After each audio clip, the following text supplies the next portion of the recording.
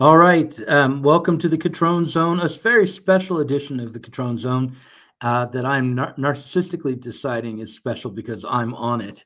I'm still trapped here in Colorado Springs. Sometime in November, things will get back into full gear again, but I'm sitting in what was my old bedroom. I'm Douglas Lane, host of the Diet Soap podcast, co-host with Chris here of the Cutrone Zone.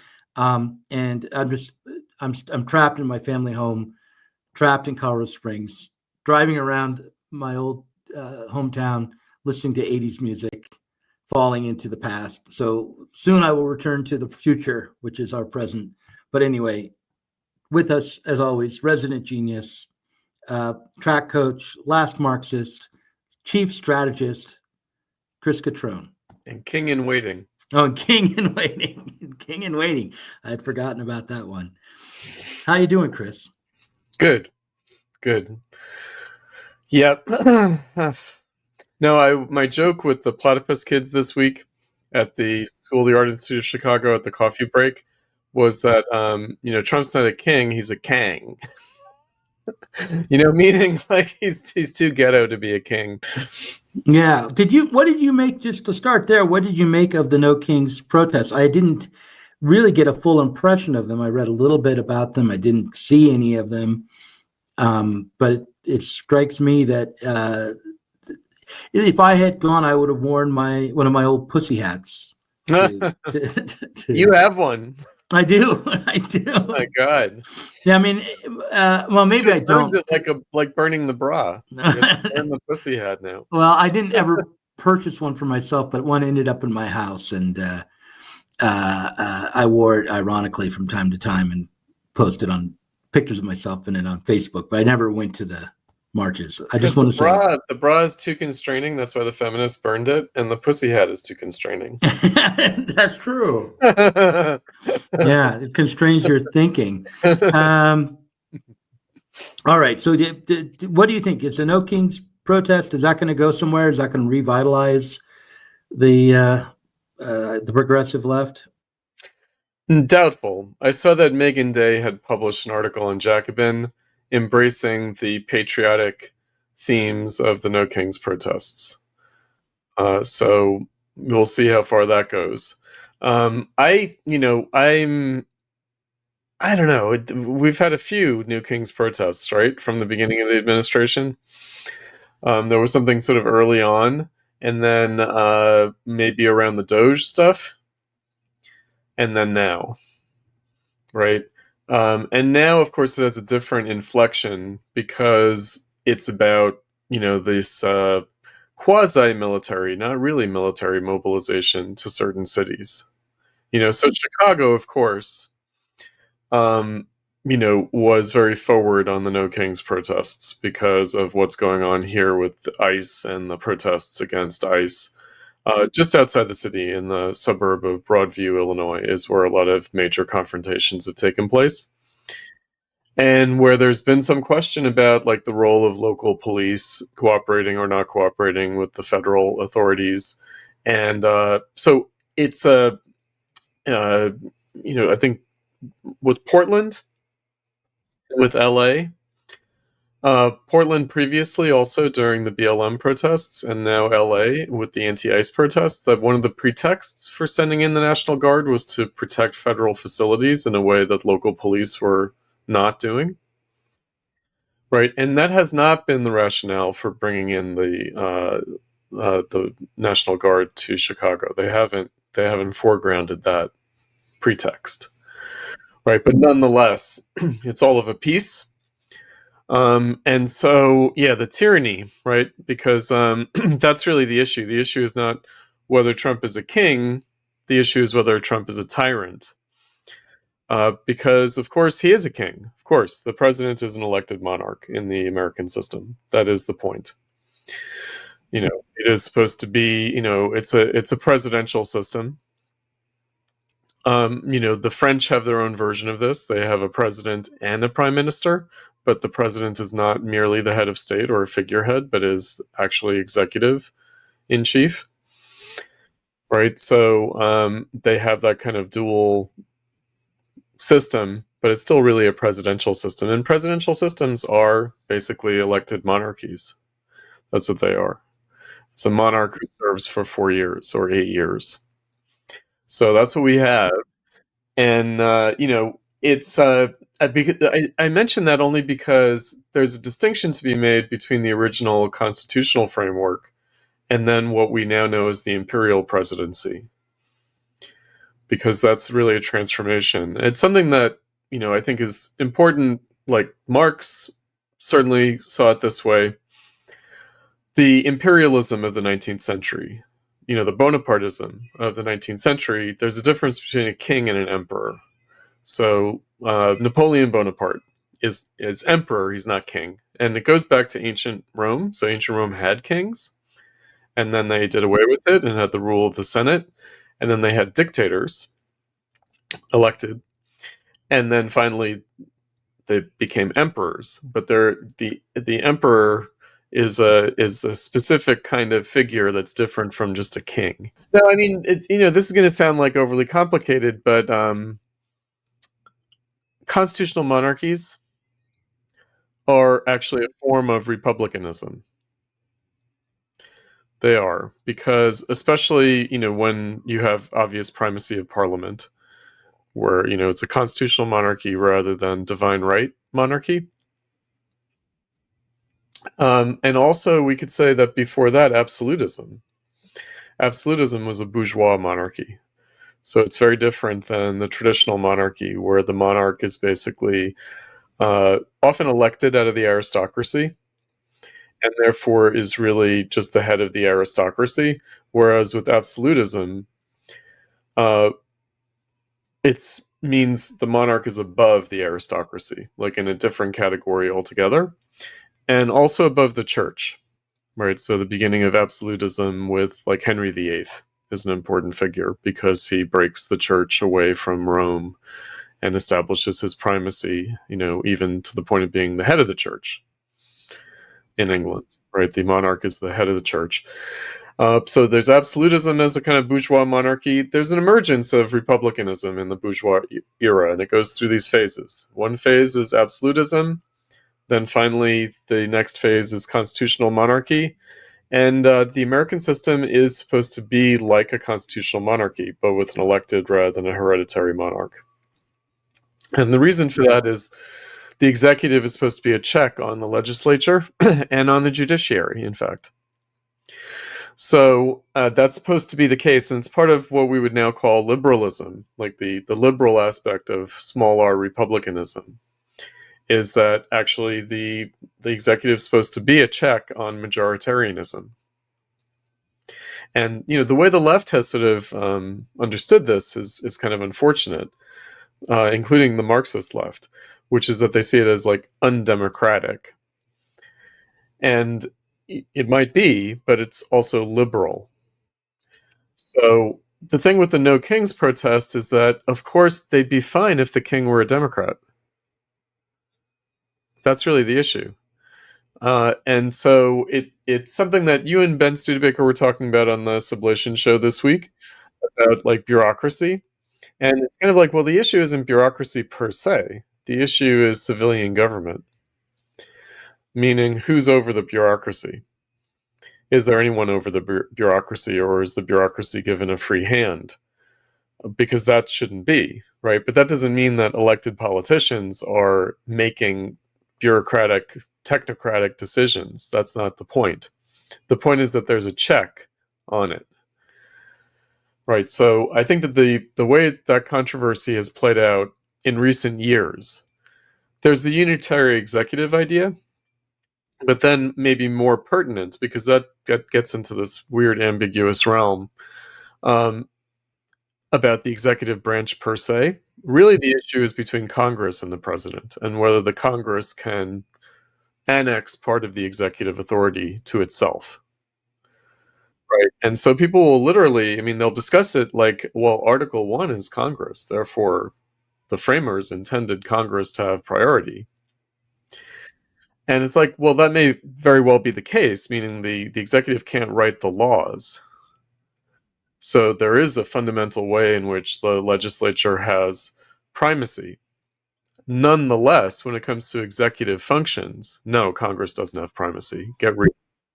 Right. I mean, it comes down to like the Congress can't easily rewrite the Constitution just by passing a law. So Right. if they're usurping the authority of the executive as the Constitution lays it out in any given law, then that law will be overturned. It'll probably first be just ignored or refuted by the executive, and then it will go to the court, and there'll be some sort of ruling on its constitutionality.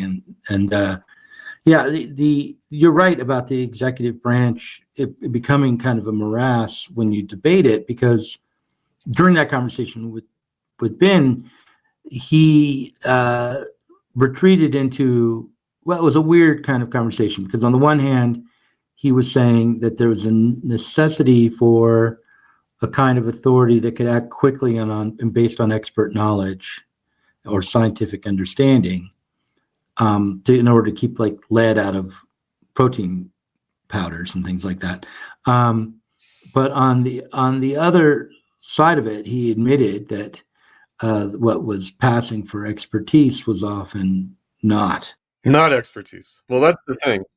I mean, from a Marxist perspective, obviously, when looking at the bureaucracy, at the so-called rule of experts, so you have a bureau of experts, and then their, rule, that's what bureaucrat or bureaucracy means, but the bureau itself, as a kind of like peer group, like a kind of, the current state of science, the current studies, right? The sort of consensus, the scientific consensus, and this kind of thing.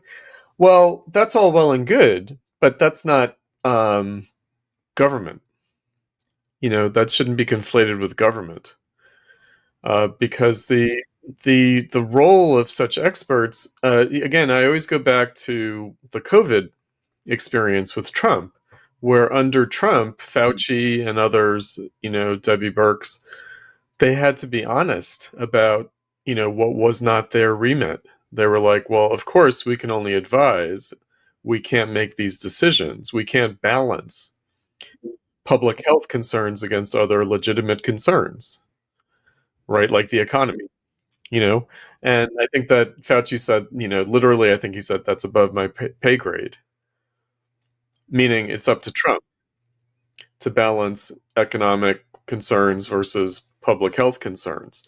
Whereas under Biden, they kind of abdicated on that, or they kind of fudged it. They pretended they were making public health decisions. Of course, they were still making decisions based on the economy, but they pretended to defer to the scientists, as if these were just scientists, as if they weren't bureaucrats, like heads of agencies, as if they were just scientists. No, they're administrators. Like Dr. Fauci is not a scientist, he's an administrator. He has some scientific background, but his real role for many years has been as an administrator, meaning he's interested in maintaining the bureaucracy that he has helped shape, and having it continue to do what it did, how it did it. Not like, because there was a lot of scientific debate, in fact. And so there was no scientific consensus. And there couldn't be, because it was a new situation. That was the whole point. It was a new virus, a new situation. No modern society had faced this kind of problem. And so there was no precedent, really. But they kind of pretended that there was, more so under Biden than under Trump. And so the real question was, the people elected Trump, and he was still president in 2020. They elected Biden largely because they thought that Trump fucked up on the pandemic. But then I think people really flipped on Biden. I think that's really what happened. I think that people expected Biden to handle it better, and they didn't. They handled it worse, in fact. So, because I think that, people were willing to deal with the restrictions so long as they worked. But they didn't work. And so then people were like, why are we still doing this? And it was kind of like bureaucratic inertia then crept in. So the very idea that like you need bureaucrats to make quick decisions, well, wait a second, what about bureaucratic inertia? That's when people say bureaucracy, they don't think quick decision. They think this red tape, slow, like everyone has to be satisfied first before a decision is made process. In fact, the elected official is the one who can make a quick decision. I would say that in the case of the pandemic, a quick decision was made by the bureaucracy, and then it was very Ratified slow by Trump. going. Yeah, ratified by Trump, but it was very slow to be dismantled once that decision had been made.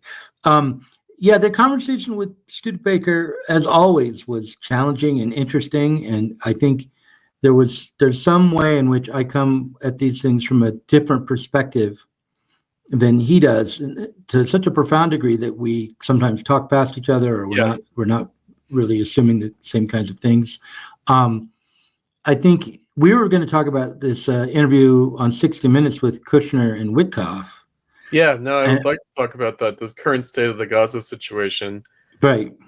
And what, from my perspective, what's most interesting about that conversation and the way they talked was not so much any particular detail of what they said or what the story was, but the way the way that they understood what had happened. And the way they understood it was the kind of thing you would expect to hear.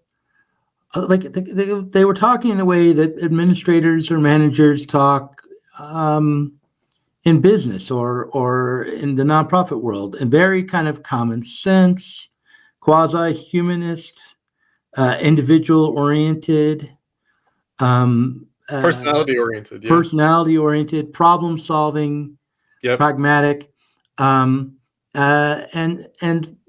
there was definitely, they said directly, like the details were simple, of the personalities were what's difficult, and which is just quite the opposite of what you would expect if what is necessary is for someone who's an actual expert to come. No, they would have it reversed. That's one thing that they did say. They said that the experts always say that personality is easy and the details are difficult, but it's actually the opposite.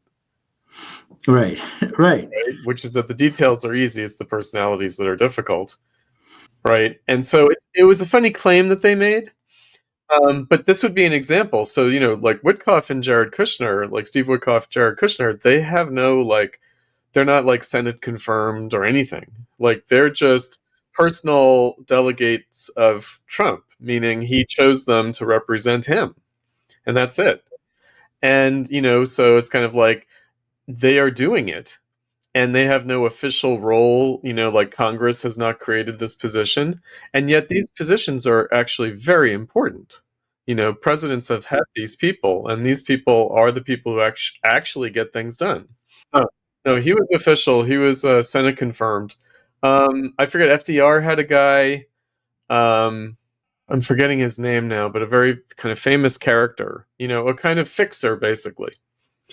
And the thing about Witkoff, now, okay, the personalities are difficult, details are easy. Okay, so they were talking about Hamas. They were talking about dealing with Hamas. Oh, for sure, Netanyahu. But the thing is, okay, certainly Netanyahu. But Leslie Stahl, the interviewer, was like shocked that they had no problem meeting with Hamas.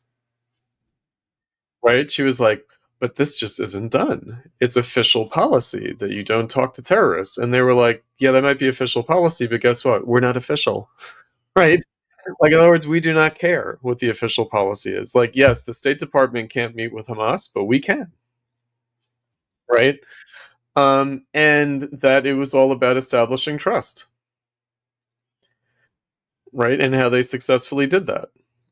And I think that, surely Hamas is trying to manipulate things. However, I think that Hamas actually does see the Trump administration as more open to them. Not than Biden per se. it's not about personalities in that sense. It's more about Biden had the bureaucracy in the driver's seat, and Hamas realized they can't deal with them. Trump does not have the bureaucracy in the driver's seat, therefore Hamas can deal. And I was thinking about it actually. I was just walking home before this, before recording this with you, and I was thinking about how Hamas might see Witkoff in particular. I mean, he's the guy who was playing golf with Trump when Trump was almost assassinated the second time. And so they probably see it as like, we can trust Witkoff because Witkoff is so close to Trump. So we know that what Witkoff says is actually going to have some effect. Whereas if they were talking to Marco Rubio, maybe not. Right? So, I mean, Biden had the CIA chief talking with Hamas indirectly, but no, they were talking.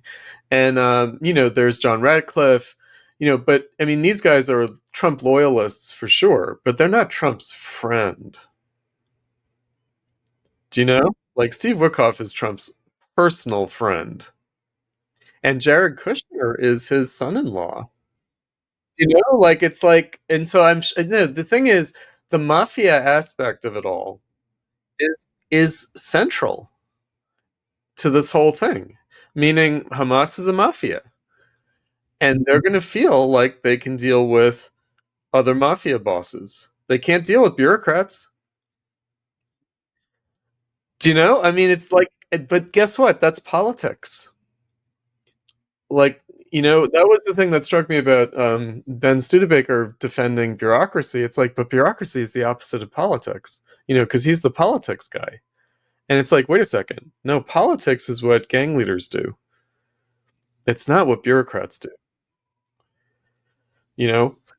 So, you know, this is where, people are like, oh, well, it's transactional, and it's unprincipled. And, I think that part of the discussion was like, but that's like more trustworthy, and people are like, oh, but there are no principles. And it's like, wait, principles? Like, wait, and principles is what, based on expertise, based on academic training?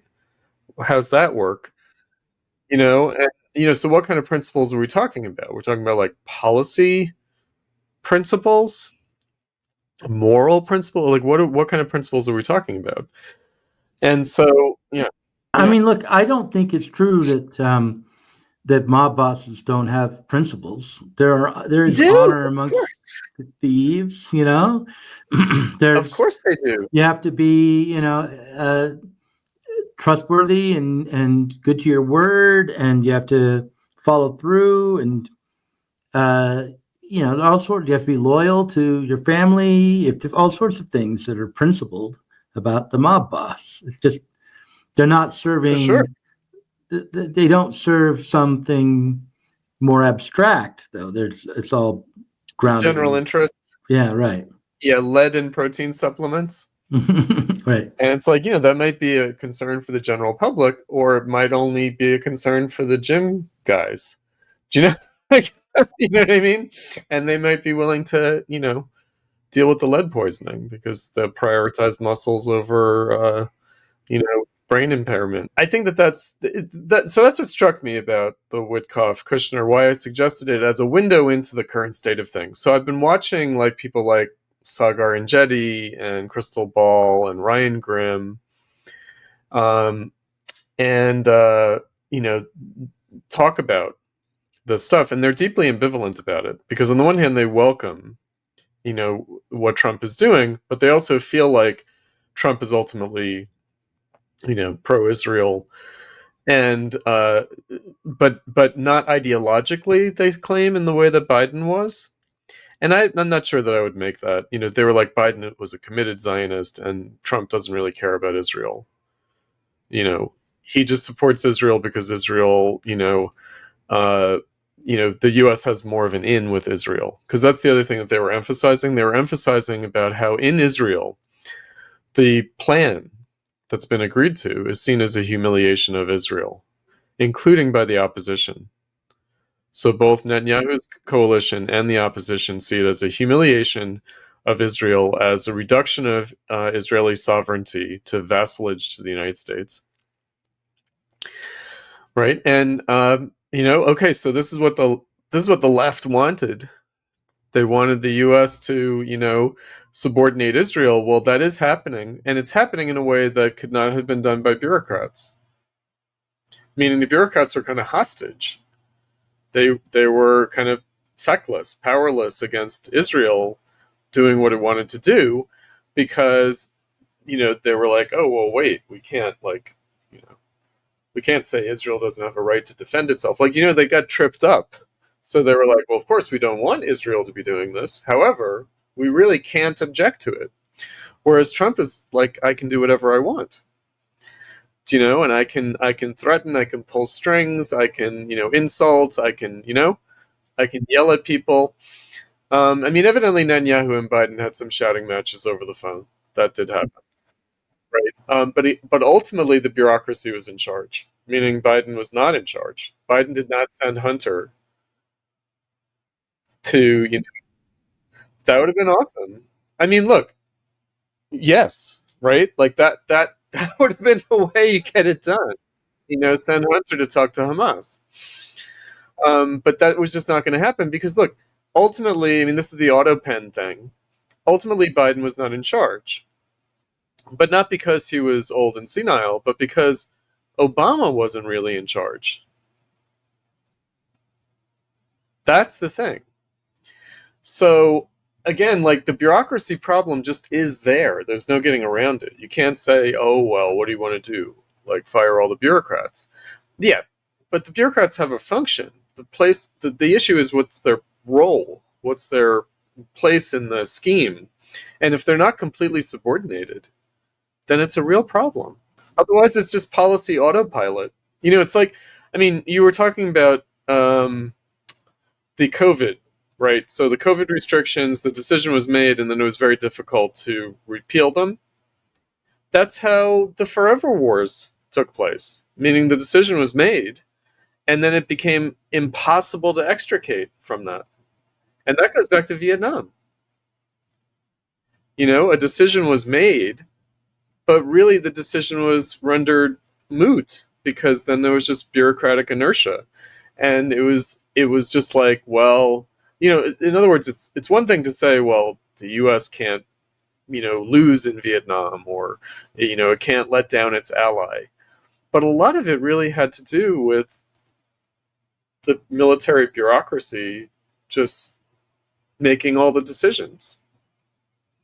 Before we started recording, I told you I wanted to talk about this panel that I was on for the Platypus Affiliated Society in Portland that was ostensibly about neoliberalism, but ended up for a little bit of time being about Palestine, just because. Yeah. Yep. And it struck me at the time, this guy, Joel Beiner from Stanford, a professor emeritus in Middle East Studies, he had this position that the Palestinians were basically struggling against the evil empire. They were struggling. They were as members of a group of people throughout the world that are part of a national liberation struggles. That the joining up of the American left with this particular national liberation struggle was the most important thing that had happened to the left in, I don't know, 10 years, 20 years, something like that. It was, and extremely significant. And the reason why was that he was so adamant was because he basically had a principle that you support the small, people, little resistance, national liberation struggles. You support David against Goliath, and that was it. That's as far as it went.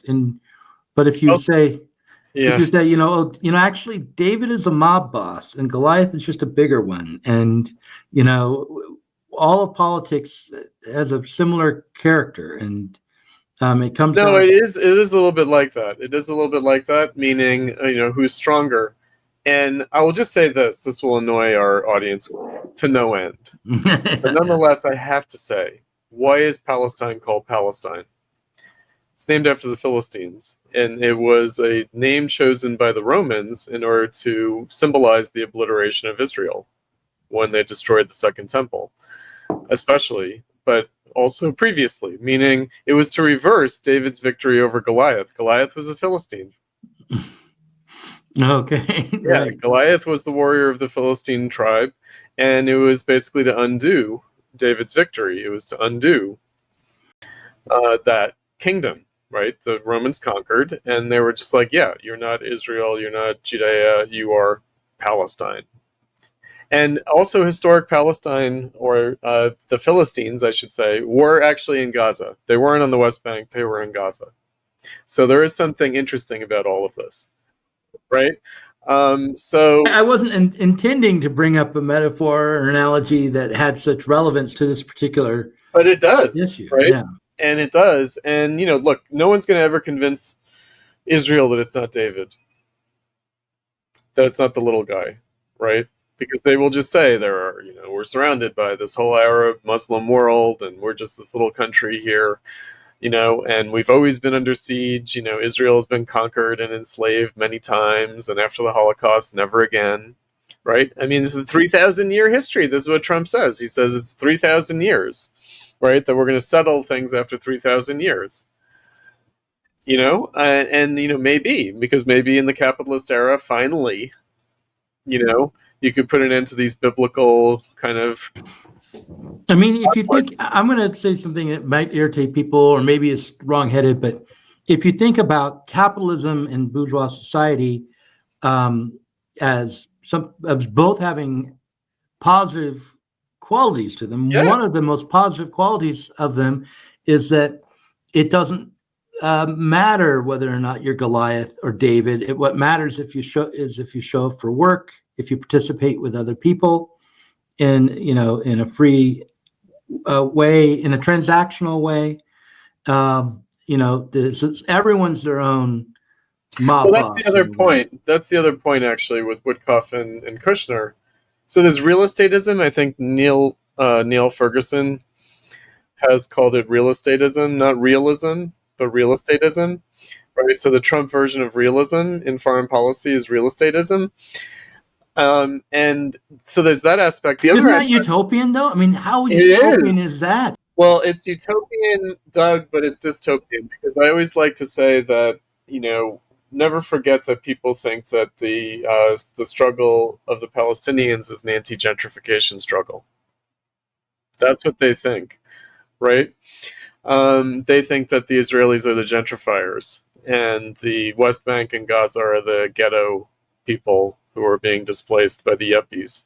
And it's kind of like, well, sure. Like, so when you say that this old new leftist, right, is like, we have to be on the side of the people resisting, yeah, like, he's on the side of any riot and anything, right? Like, and that's fine, sentimentally, that's fine, sure. But where's it going? Like, where is this going? And it's obviously it's not going to socialism. Is it displaces workers who have rights to the area that they're in, and they're being pushed out of what were working class areas where they've built lives. There would be no problem with gentrification if their own real estate was going up in value, and and along with their wages, right? Gentrification is not a problem, except for the uneven development and the stratification. Well, this is actually what there's a lot of confusion about this, right? So, like here in Chicago, the time that I've lived here, I've lived here for like 32 years, and there's been a lot of gentrification. And, like often the longtime working class residents are happy to have the gentrification, because what they do is they sell their property at a huge increase in value, and they move out of the neighborhood, and they don't care, right? It's the white kids who are students who are living in these neighborhoods who are really the ones who are against gentrification, because it means that it's not a cheap rent neighborhood anymore. It's not like. Yeah, in my 20s, I loved the areas that were kind of slummy because I could get cheap rent. I would come in Cheap rent. Yeah, cheap rent. And then, but the actual working class residents are very happy to be bought out and leave because they're making a windfall in terms of selling their property. Now, of course, there are poorer people who are not property owners, and they get priced out as renters the same way the white kids do. I mean, look, my attitude about gentrification is, this is just going to happen in capitalism. Like, you just can't stop this. Like, it's just not going to happen because the city has an inherent interest in increasing its tax base. It needs to. Otherwise, all the services, public transportation, all the social services, not just the police, all the services are going to disappear unless you have a tax base. That's just reality. I mean, like, in other words, it's like, what's the alternative? The alternative is to have these downward spiral, like, dying cities, which is what was the case when we were growing up. So, one of the things that's going on with Zohran Mamdani, who might become mayor of New York, likely is going to be mayor of New York. Um, you know, the Trump administration might refuse to help them. And I was thinking about this. Like, you didn't need to be Donald Trump to say to New York, drop dead. That was Gerald Ford, who was hardly, like, hard right, fascist, whatever you want to call it. Right? It wasn't Nixon, and it didn't take Donald Trump.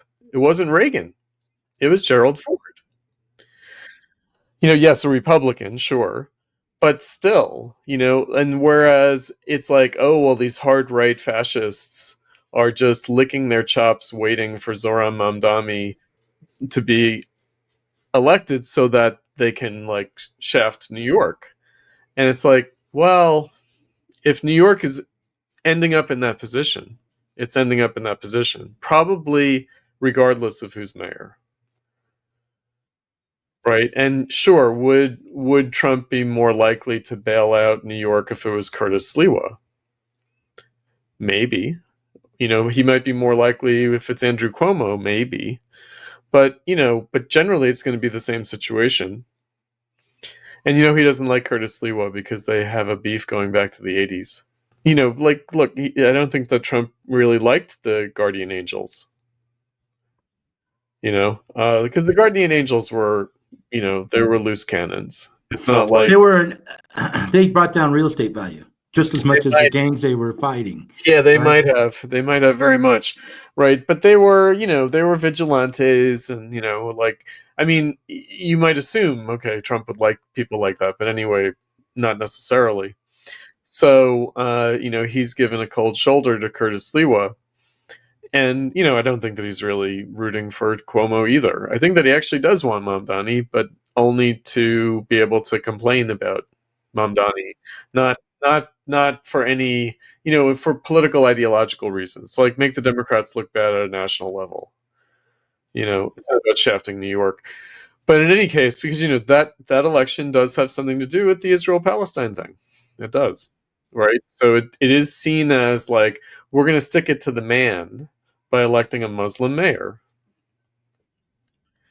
Right? Because it's not just that he's a communist, it's that he's Muslim.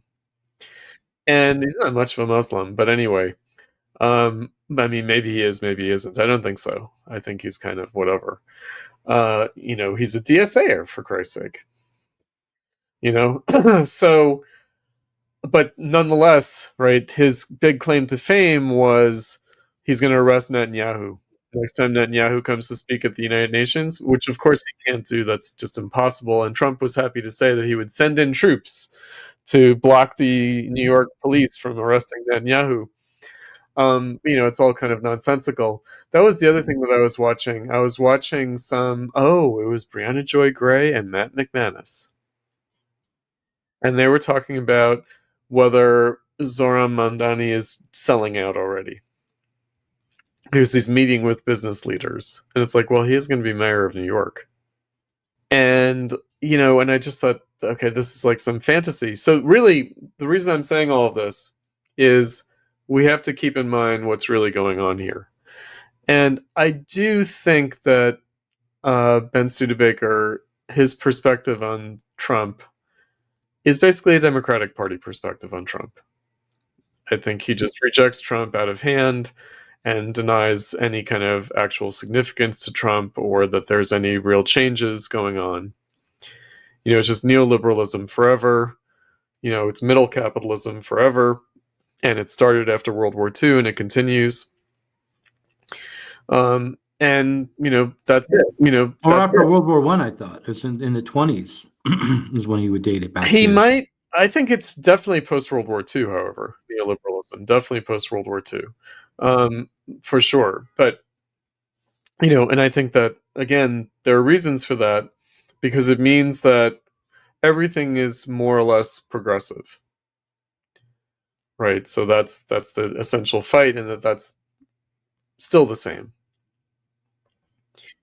And my sense of it is that no, there are real changes underway. Now, what I wanted to also say, coming back around to the Israel-Palestine thing, is Kushner and Witkoff, the Abraham Accords, right? So the Abraham Accords were sold as some kind of alliance between Israel and the Arab countries against Iran. But they were never really about that at all. They were about a post-conflict Middle East. And also, importantly, a post-oil economy Middle East. Meaning these oil kingdoms are trying to transition to a post-oil economy. So they're trying to become hubs of finance and tech. And in that respect, they have an economic interest in Israel. Right? That's the point. Right? So it's not this kind of military alliance against Iran or defense alliance, whatever you want to call it. It's really much more, what is the Middle East going to be moving forward, assuming that all these conflicts are attenuated, go away, and that it's a post-oil economy. That, again, Iran keeps itself afloat with oil revenues, but, what will its situation be post-theocracy and post-oil economy? Because Trump has said he wants Iran in the Abraham Accords, right? And so it's really about peace in the Middle East, as he puts it. And that's where, and it's kind of like, the left is just like, oh, but it's going to be over the corpses of the Palestinians. Well, maybe. Yeah, that's true. Maybe. Well, it already is. It already is. But so they're kind of staving off something that's already the case. And, but really the question is, what's the future for the Palestinians? Meaning, is the future of the Palestinians just to be suicide bombers against Israel forever? Well, earlier I said gentrification or, a real estateism in Gaza was utopian. And I wasn't saying, that there would be no inequality or that it would just be some right. utopia. Right. Just saying, if you compare what Gaza is and has been to this vision of their problem being the problem of gentrification,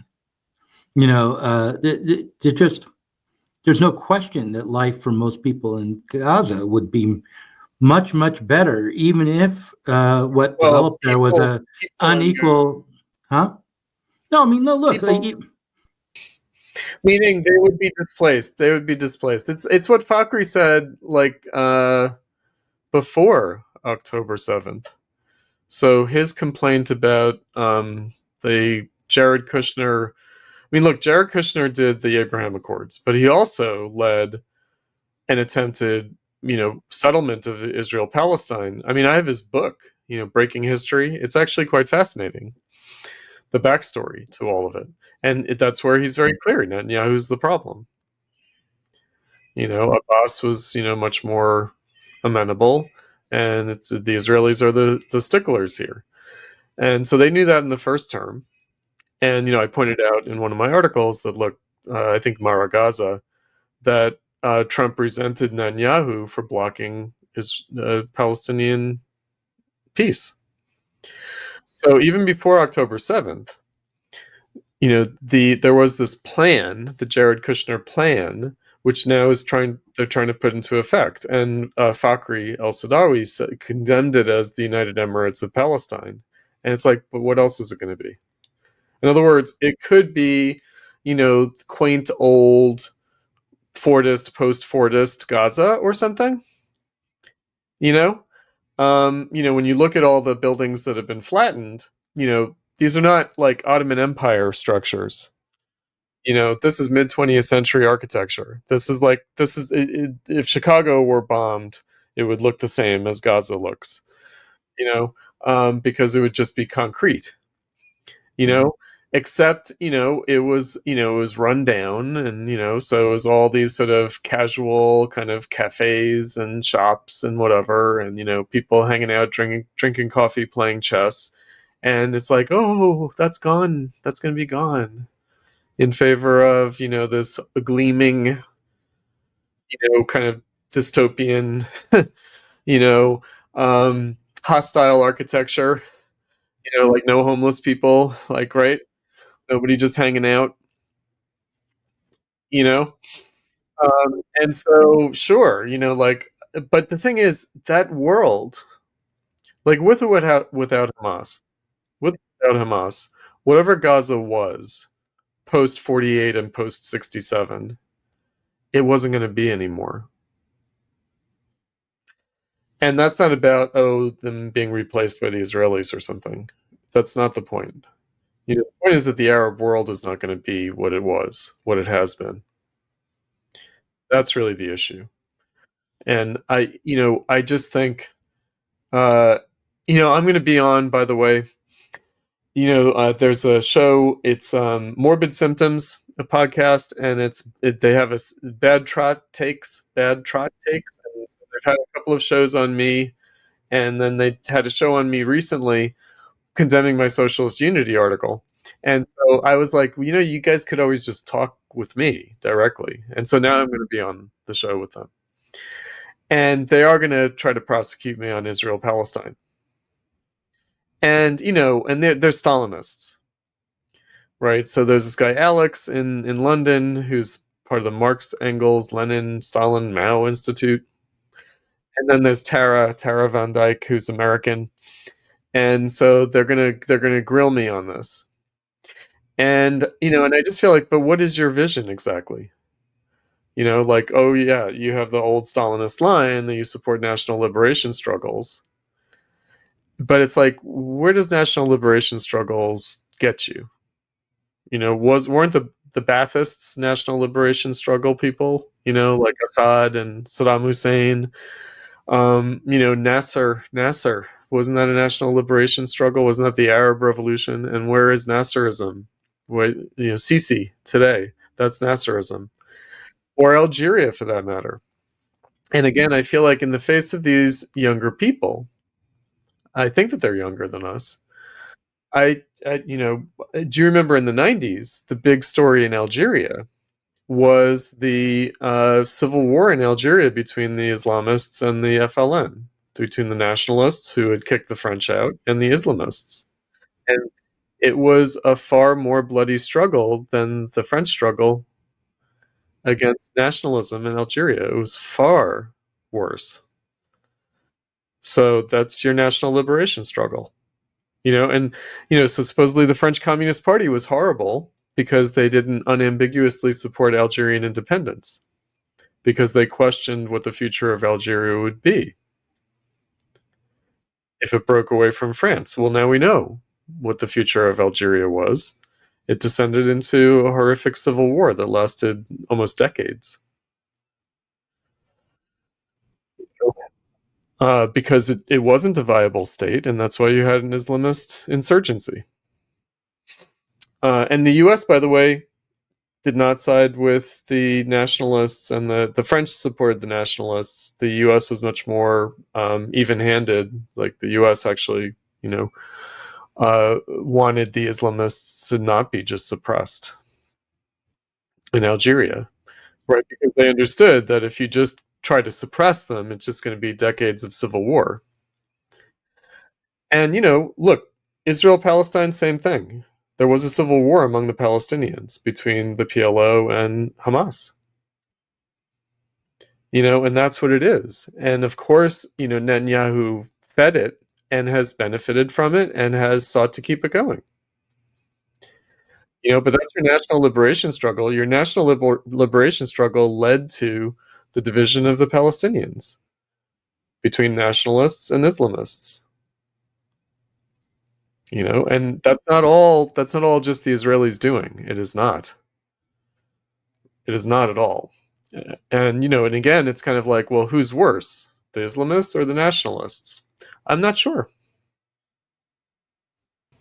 Well, to go back to the Kushner and Witkoff mob boss approach, we should recall that these mob bosses will, negotiate peace and reach the detente or whatever, and then it inevitably they'll fall out. Mob war emerges again, and so it's not as though what we're looking at when it comes to Kushner and Witkoff and the U.S. stepping in is some sort of sustainable, peaceful coexistence. But the ideology of it, though, is closer to the real ideology in the world than any of the rest of it. That's right.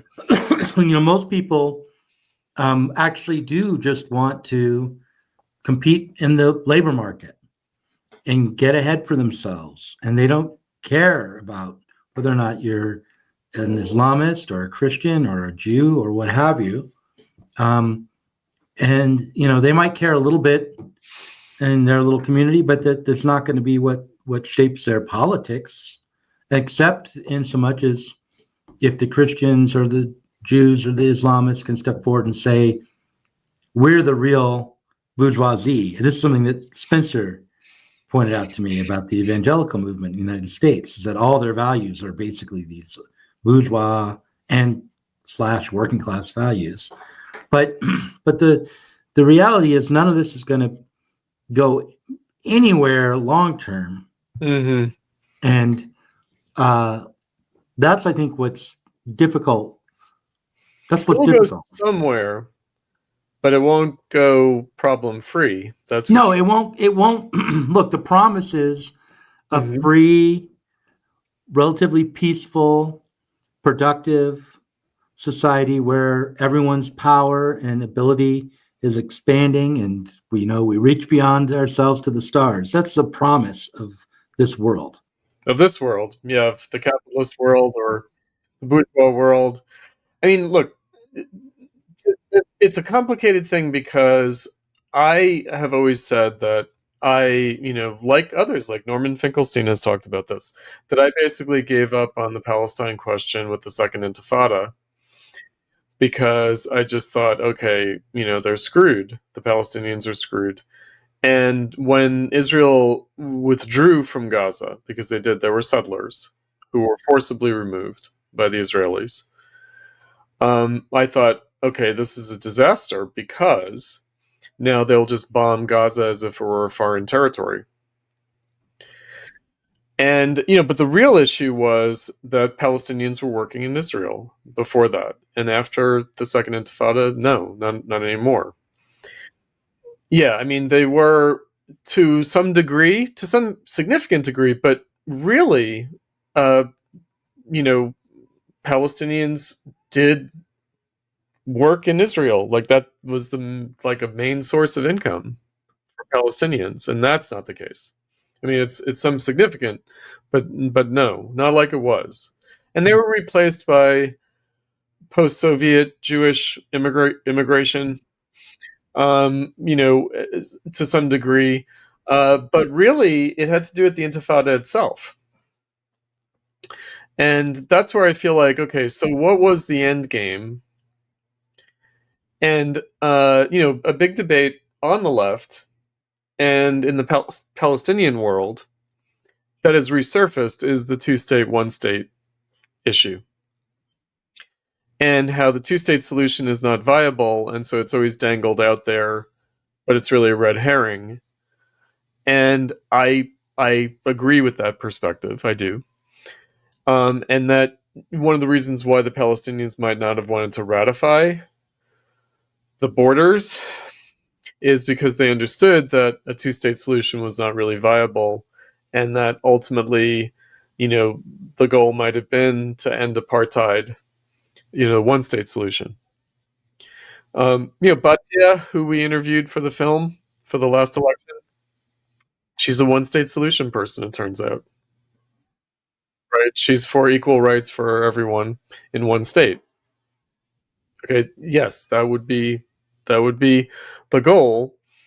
Now, is the path that the Trump administration on heading in that direction? No, and that's a reason to reject it, surely, or to criticize it at the very least. However, again, well, what would be the path to a one-state solution? And it could be that a two-state solution is a path to a one-state solution, meaning if a two-state solution did mean more of a economic merging of Israel and Palestine. And again, if the United Emirates of Palestine is some kind of capitalist, real estate investment development bonanza for the Gulf states, for the oil monarchies, well, but wait a second, the Abraham Accords is about the economic relationship between those countries and Israel. And so isn't it all about economic integration in the end anyway? And, I will also point out, okay, gentrification. We talked about gentrification. So the United States, where we are, was basically sustained by waves of immigrants. Where'd those immigrants come from? They were people displaced by capitalism in Europe. They were people who the Industrial Revolution in Europe displaced huge numbers of people. Irish, Germans, also people during the Second Industrial Revolution from like Poland and Russia. That the industrialization of Europe displaced a hell of a lot of people. And the US absorbed them, and they became part of the industrial workforce here in a way that was harder to manage in Europe itself. So, I'm also very unsentimental about all the Palestinians leaving. Because, of course, they won't all leave. Meaning some will stay, but some will leave. And, that is in the nature of things, meaning the economic success of the Arab world, of the Middle East, might involve the displacement of large numbers of working class people to what? To become workers in other countries. Fine. They become part of the global workforce. That's it. And so that's just the way it is.